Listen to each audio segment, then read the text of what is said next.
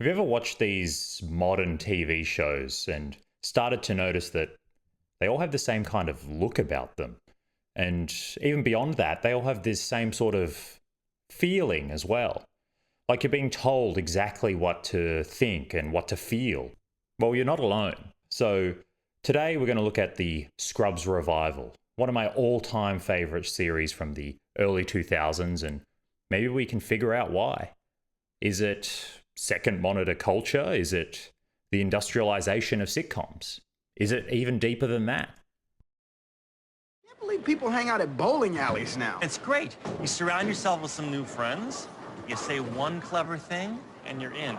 If you ever went bowling as a kid, you remember the bumpers, those long inflatable tubes or guardrails that they shove into the gutters of the lane so we don't embarrass ourselves. You throw the ball, it careens wildly off course, hits the rail, and magically bounces back towards the center. It's a guaranteed win, but it's also a little bit of a hollow one, because the moment you remove the possibility of a gutter ball, you aren't really playing the game anymore. You're just participating in a heavily supervised simulation, one where the stakes are watered down to ensure that no one leaves feeling too bad about themselves. I've been thinking a lot about those bumpers lately, particularly while watching the new Scrubs revival. Because as it turns out, the studio didn't just put bumpers on the lane, they put them in the script itself. They've built a literal answer key into the writing, a tool designed to tell us explicitly whether a character's thoughts or actions are right or wrong. Nowhere is this personified more than in the new HR rep. Her entire narrative purpose is to sit at the edge of the frame and explicitly flag every moment of friction, telling Dr. Cox to bring it down a level, or flagging the Todd's latest HR violation. She's there to ensure that we, the audience, never have to actively discern any kind of subtext for ourselves. Back with the original Scrubs in the early 2000s, we were the trusted observers. When a character was hostile or crossed a line of some sort, the writers didn't need to signal that it was wrong or bad behavior because they trusted us to see the why behind it. We saw the layers of trauma that can push a person to lash out like that. We knew that Dr. Cox's rants weren't just bullying, they were a sort of survival mechanism. It was a man trying to stay sane in the meat grinder of a hospital, attempting to toughen up the next generation to survive it in his own jagged, often misguided kind of way. But the revival has traded that implicit reality for something much more explicit. In a way, it's the death of subtext.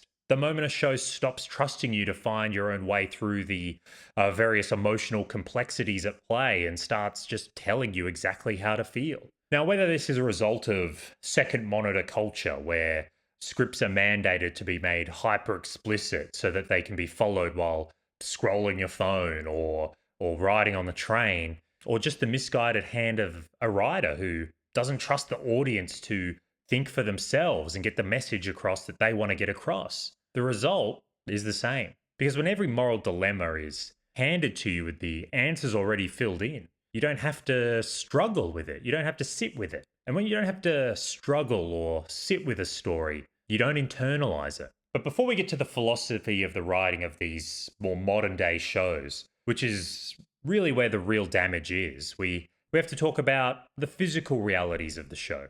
Hello, boys. What the hell are you doing? This is how the Todd gets his self-esteem on.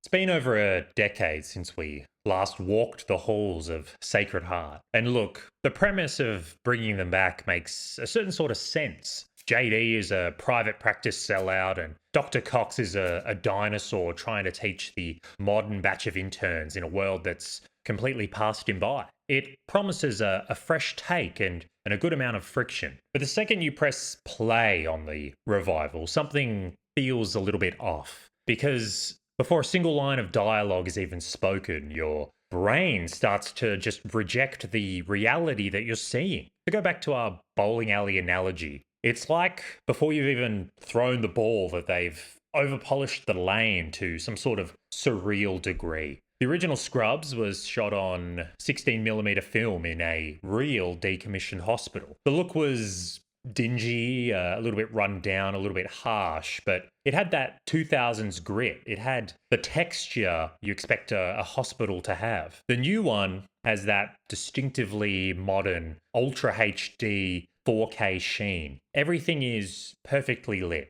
The faces are smoothed to a waxy finish, and it feels like the characters are almost floating in front of the background that isn't even quite there. And if you're like me, you're left asking, why? Why would you make a show look so synthetic when you could make it look better 20 years ago? The answer for this change is found in the standardization of modern streaming. Platforms like Disney or Netflix effectively mandate this ultra bright, shadowless lighting because it scales perfectly across every device, from a $10,000 OLED TV to a cracked iPhone 12. It ties back into that second monitor culture that we were talking about a little bit earlier. Just like the script doesn't want you to have to struggle with any kind of subtext without telling you exactly what's happening. The lighting doesn't want you to struggle with any kind of harsh shadows. It needs to be bright and legible, even if you're only looking at it out of the corner of your eye while you're doing something else.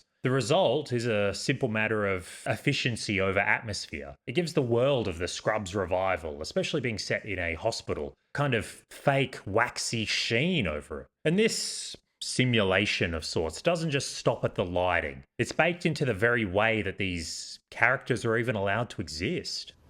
Everyone's got their own burdens, JD. And I'm not gonna be one of those people that dumps mine on somebody else. Now, what do you mean?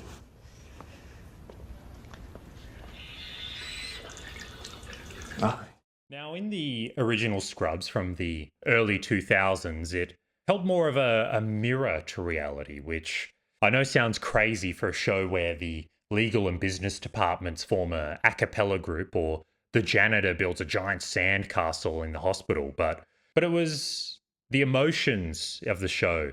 The modern revival is less like a mirror and more like a sort of manual, something that's simply trying to just tell us something. Talk about the HR rep as sitting at the side of the frame and being a sort of answer key to any questions the script might raise. But this style of writing doesn't just sit at that surface level. It's even worked its way into the characters' own minds. A staple of the show is, of course, JD's daydreaming, a window into his unfiltered, often inappropriate psyche, but it gives us a level of understanding of JD that we might not get otherwise. Let's have a look at how the revival handles a conflict between JD and Elliot. JD, now being chief of medicine at Sacred Heart, is Elliot's boss, and in the revival we also find out that they've gotten divorced at some point between the end of the original show and the revival. And so as you can imagine, this is an area primed for conflict. In this episode specifically, Elliot needs some new training dummies for her department, and JD has to say no for budgetary reasons, and Elliot takes that as a personal affront for them having gone through the divorce. Now, JD reflects on this and thinks about how ever since then, everything just goes from 0 to 100 instantly with them now. And in a classic JD daydream, imagines them both as wrestlers in the ring, hurling insults at each other from their failed marriage as they give each other a steel chair or an elbow drop from the top rope. But right as the action's about to peak and JD lifts Elliot above his head and throws her through the announcer's table, the referee in the daydream turns out to be Sadie, and she turns to JD, again, in his own mind, and tells him to just bring it down a level. Now let's just think about that for a second. When you install a HR rep into what's meant to be a character's intrusive thoughts, you've effectively lobotomized any and all of the potential subtext that was there. You've ensured that the audience never has to sit in the disquiet of a character's internal mess, because the character's already self-policing for our own benefit. And here's the problem with that, because when you remove the possibility of being spectacularly wrong in some way, you remove the redemption paradox, as it were. It's a simple storytelling trade-off. It's not as fancy as it sounds. It just means that you can't have any meaningful saves without some sort of genuine mistake. If a character is never allowed to be unlikable or selfish or prideful, even in their own daydreams, then any sort of growth is just performative, really. They aren't learning, they're just following a prompt. It's like trying to claim a strike, even if the bumpers or the guardrails were up this whole time. Now, you could argue that there is some sort of meta critique of today's corporate culture, but for satire to work, the system has to be the obstacle. In the revival, the HR rep is the resolution to everything. She isn't the joke, she's the person reading this metaphorical answer key out loud to ensure that we're all on the same page here and that no one stays uncomfortable thinking for too long. We see the consequences of this in one of the episodes. There's a conflict with one of the new interns called Dr. Selfie. Elliot calls her out for being on her phone too much and says that it's, unprofessional to do that in front of the patients and that you should just rely on your own knowledge, and dubs her with that very nickname, Dr. Selfie. But before that friction can even become the engine for the episode, within a minute, JD pulls Elliot aside. He sits her down and tells her that she's starting to sound a little bit like a bully. She's undermining Dr. Selfie's confidence by calling her that very name. He claims that it's just like when Dr. Cox called her Barbie in the original series and how that undermined her own confidence. And just like that, 20 years of complex history is just flattened in some sort of two-dimensional image. By reframing Dr. Cox's obsession with competence as just bullying, the script hollows out its own legacy. Dr. Cox wasn't a hard case because he liked it or he just loved doing that.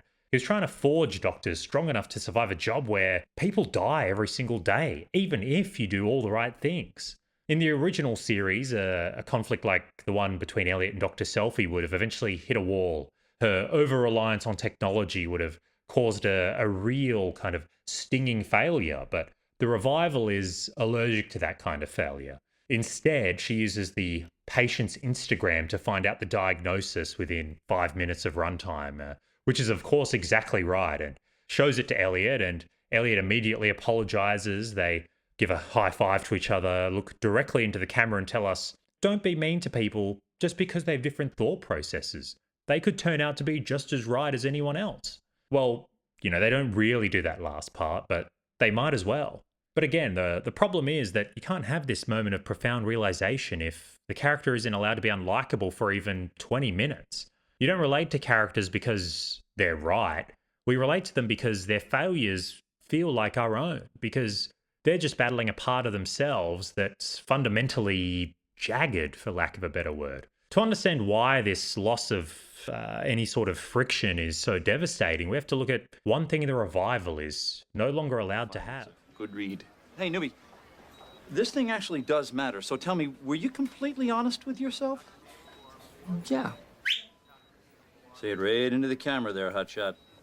I just want to bring up one of the more emotional episodes from the original early 2000s series, My Lunch. We watched Dr. Cox, a man of undeniable clinical brilliance, but also with a massive ego, lose 3 patients in a single day because of one prideful, reckless decision. He rushed a transplant to his patients that were in critical condition because he was certain his intuition was enough to beat the clock, and he ended up being wrong. The donor that he used their organs to transplant from ended up being sick, and he ended up losing all 3 of those patients, one of which still had maybe a month to go if he hadn't gotten the transplant right away. And the episode draws to a close with him on his couch, drunk and just broken. Aristotle had an idea about this. Harmatia, the tragic flaw. He argued that for an audience to feel true pity and fear, the hero's downfall can't be a random accident or some sort of systemic error. It has to be a result of their own personality. You couldn't have an episode like My Lunch today. Not in this version. In the Scrubs revival, that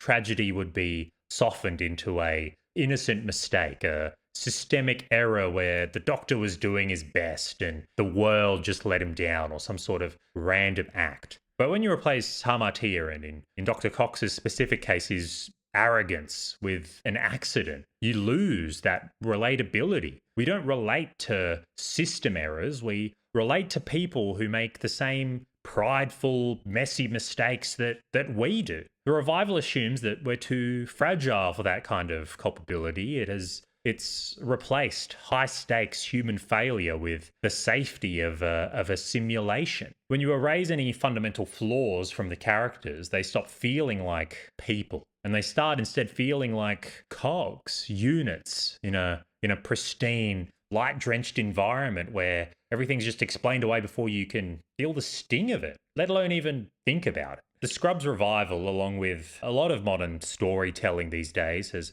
put these bumpers on a metaphorical bowling lane to make sure that we don't have to think too hard, or that we don't get embarrassed, or that we don't have to feel these negative emotions. But by doing so, they make the entire story itself almost pointless. Because in the end, if you or the characters aren't allowed to hit that gutter ball, how can anyone really feel that good when they come back the next time and hit that strike?